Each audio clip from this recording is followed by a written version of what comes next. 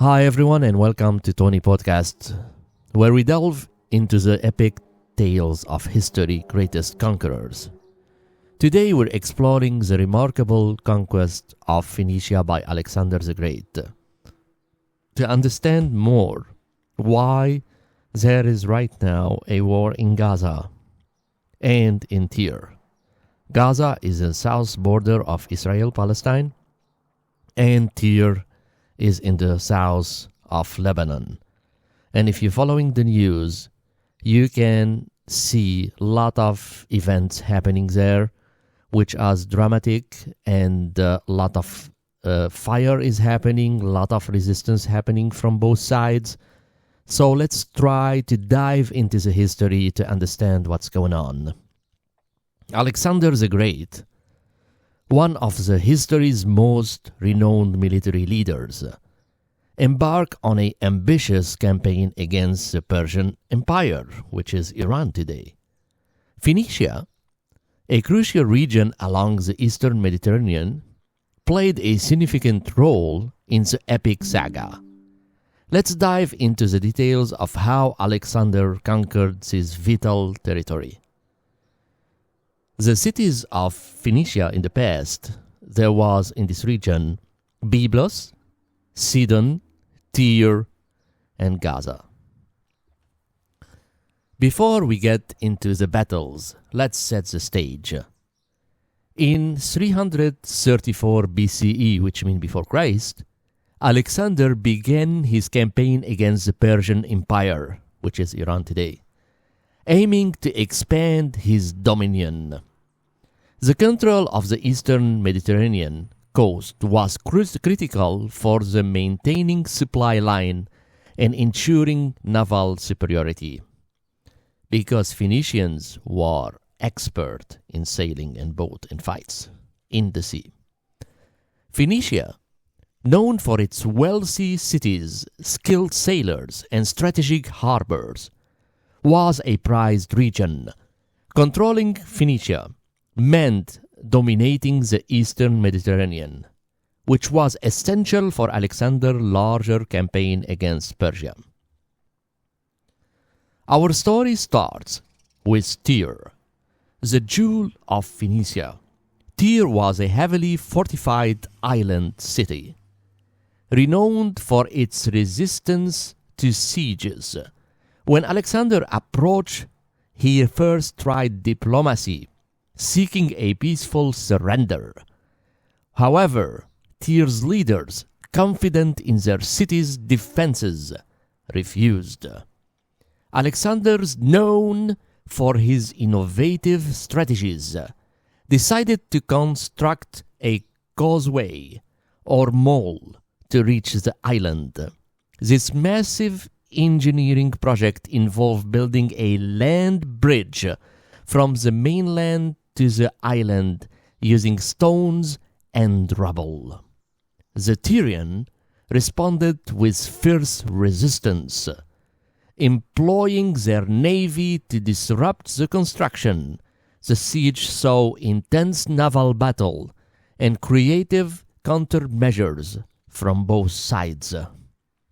After 7 grueling months, the causeway was complete, and Alexander launched a final assault.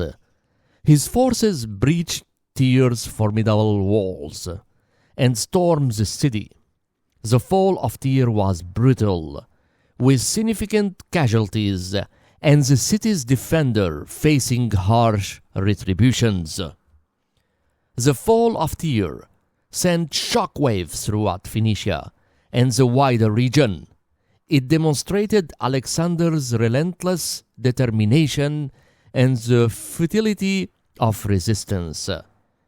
Tyrian citizens and soldiers faced severe punishment. The city's destruction served as a stark warning to other Phoenician cities about the consequences of defense.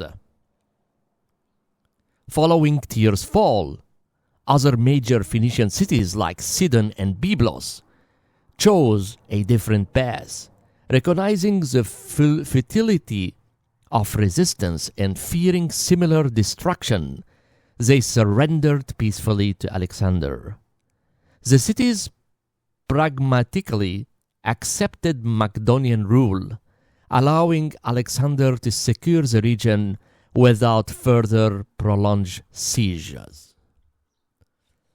Gaza resistance. Then after he secured Mount of Lebanon cities, he looked to Gaza. Next we turn to Gaza, a fortified city that resisted Alexander's advance. Gaza was strategically important, serving as a gateway to Egypt. The city's fortification posed a significant challenge, but Alexander was undeterred. He launched a siege that tested both his army's endurance and his tactical ingenuity. And in that time, Tyre, Byblos, and Sidon were fighting with Alexander. The siege of Gaza was intense, marked by fierce fighting and innovative siege tactics. Alexander's forces eventually breached the city defenses, capturing Gaza after a hard-fought battle. The fall of Gaza underscored Alexander's resolve and his ability to overcome formidable obstacles, further solidifying his control over the region. With Phoenicia under his control, Alexander moved to consolidate his power. He integrated the skilled Phoenician navy into his own forces, enhancing his naval capability.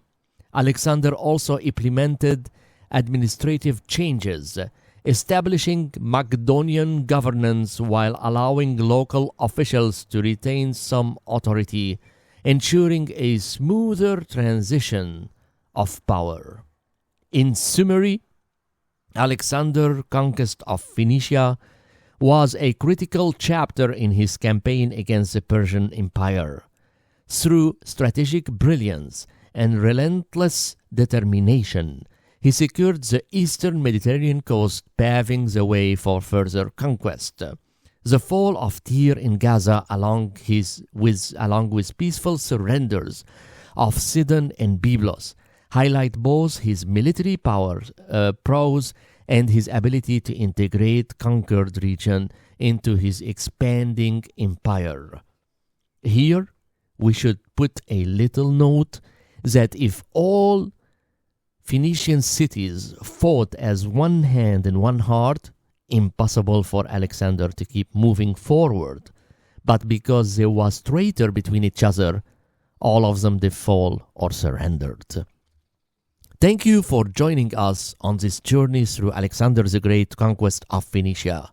We hope you enjoyed this episode of Tony Podcast. If you found this episode fascinating, don't forget to subscribe, leave us feedback, and share it with your friends. Stay tuned, for our next episode will be more interesting, where we will explore more the Middle East. Until then, keep exploring history, epic tales.